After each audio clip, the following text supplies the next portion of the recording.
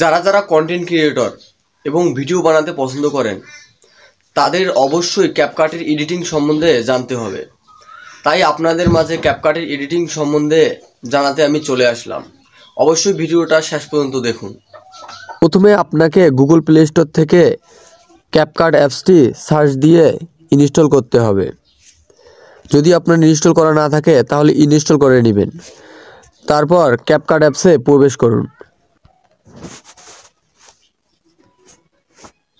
এরপর নিউ প্রজেক্টে ক্লিক করুন।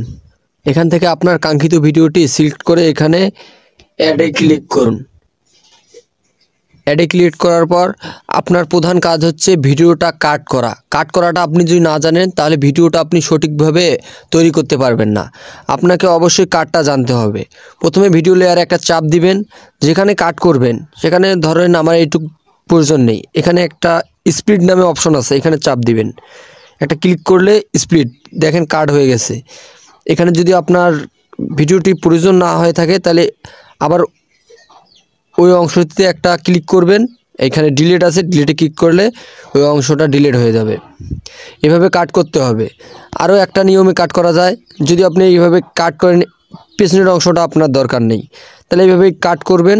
কাট করার পর সাইড থেকে এইভাবে মোড়াই দিলেও কাট হয়ে যাবে। ভিডিওর উপর ভিডিও বসাতে শিখতে হবে। তার জন্য আপনাকে এইখানে যে ওভারলে অপশনটা আছে, ওভারলে এখানে ক্লিক করতে হবে। ক্লিক করার পর এখানে অ্যাড ওভারলে। আবার যদি তার উপরে আপনি ফটো অ্যাড করতে চান অথবা ভিডিও অ্যাড করতে চান তাহলে ফটোতে চাপ দিবেন, আর ভিডিও অ্যাড করতে চাইলে ভিডিওতে অ্যাড দিবেন। তারপর যে কোনো একটা ভিডিও বা ফটো অ্যাড করবেন। ধরেন উপরে যেরকম টিকটক ভিডিওগুলো করে ওই রকম যদি আমি দিতে চাই, তারপরে আপনি এইখানে ভিডিও লেয়ারে একটা চাপ দিয়ে একটু স্ক্রল করতে করতে এপাশে দেখবেন যে মার্কস নামে একটা অপশন লেখা আছে।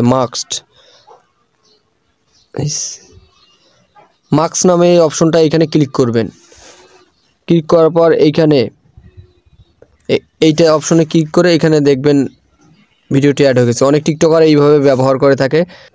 এরপর আপনাকে অডিও এবং ভয়েস লাগানো সম্বন্ধে জানতে হবে। তাই আপনাকে এইখানে অডিও নামে যে অপশন আছে এইখানে ক্লিক করতে হবে। এখানে অসংখ্য টুলস আছে, তার মধ্যে এখানে সাউন্ড, আপনি যদি সাউন্ড ভিডিওর ব্যাকগ্রাউন্ডে লাগাতে চান এখানে চাপ দিয়ে আপনার কাঙ্ক্ষিত সাউন্ডটা এখানে ব্যবহার করতে পারেন। এখানে প্লাস চিহ্নতে ট্যাপ দিলে আপনার সাউন্ডে দেখেন এখানে অ্যাড হয়ে গেছে।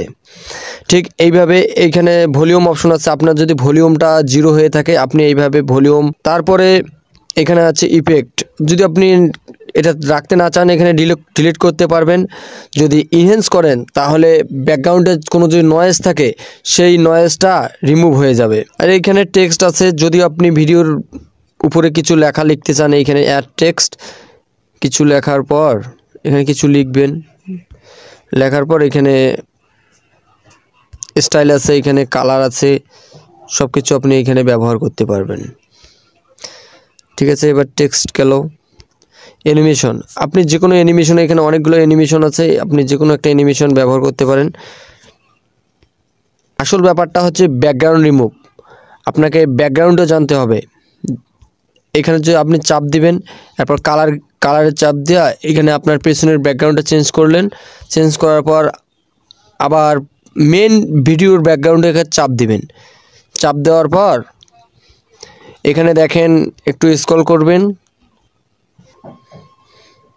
এখানে যে অপশনটা আছে রিমুভ বিজি, এখানে একটা চাপ দিবেন। চাপ দেওয়ার পর অটো রিমুভেবল এখানে চাপ দিবেন। চাপ দেওয়ার পর দেখেন আমার ভিডিও ব্যাকগ্রাউন্ড অটোমেটিক চেঞ্জ হয়ে গেছে। এইভাবে আপনি ভিডিওর ব্যাকগ্রাউন্ডটা চেঞ্জ করতে পারেন। অবশ্যই ভাই, আসলে ভাই এই ভিডিও থেকে আমার নতুন যাত্রা শুরু, তাই ভিডিওটা তেমন ভালো হয়নি, তাই আপনাদের উদ্দেশ্যে ভিডিওটা বানালাম। আপনাদের যদি এই ভিডিও থেকে আপনি যদি কোনোরূপ অভিজ্ঞতা পেয়ে থাকেন অবশ্যই ভিডিওতে একটা লাইক, কমেন্ট এবং সাবস্ক্রাইব করে যাবেন। ধন্যবাদ।